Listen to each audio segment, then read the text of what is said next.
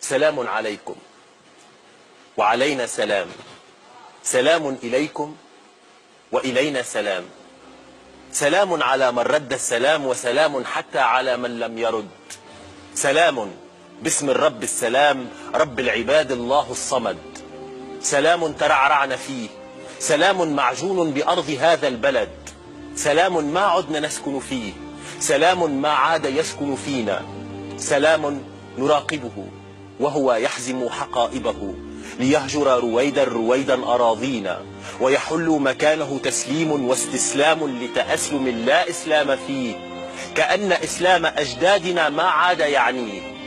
أتدرون لما يهاجر منا السلام؟ أتدرون لما يعم فينا الظلام؟ ببساطة لأننا مجتمع يخاف، نحن مجتمع يخاف الاختلاف.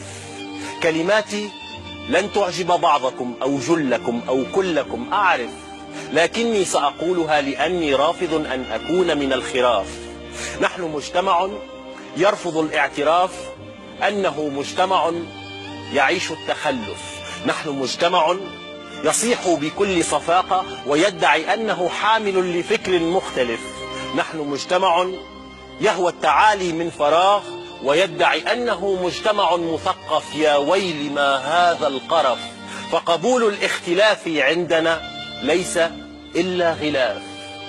اختلاف اللون يؤذينا، اختلاف الشكل يؤذينا، اختلاف الفكر يؤذينا، اختلاف الدين يؤذينا، حتى اختلاف الجنس يؤذينا.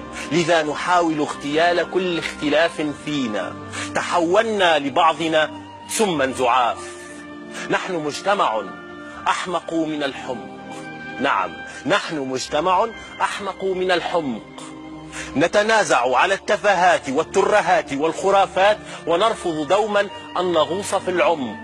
ولا أبرئ أحدا، لا مدنيين ولا ساسة، لا من يستكين لبلادة الصمت ولا من يدعي فينا القداسة، لا من يتبع الغرب كالأعمى ولا من يريد إعادة أمجاد الخلافة والنخاسة وتقطيع الأرجل من خلاف.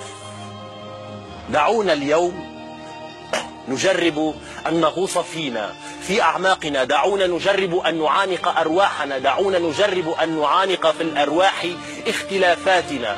ها أنا أمامكم بلوني، بشعري، بشعري، بأطواري، بأفكاري، أنا لا أخافكم، أنا لا أخاف اختلافكم عني لأنني منكم ولأنكم مني.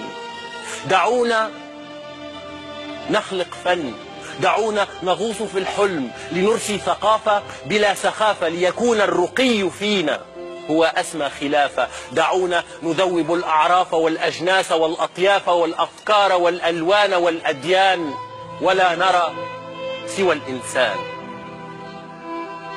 شكرا.